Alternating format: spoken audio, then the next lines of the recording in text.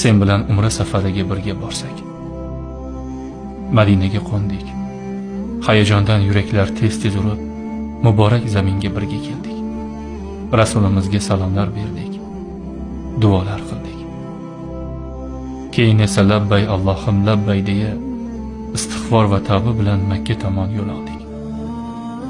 Ka'bani ilk bora ko'rib, jamiki xayrli narsalar, solih farzandlar, oramizdagi muhabbatning ziyodaligini so'radik.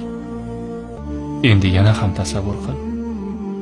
Alloh umramizni qabul qilib, solih bandalari qatorida jannatiga kirgizsa, qo'l ushlashib jannat tomon yurib borsak. Ey bir-birini xolis Alloh uchun yaxshi ko'rganlar, ey solih bandalar, juftingiz bilan jannatga kiringlar deyilsa, tasavvur qilgina. Bundan ortiq baxt bormi?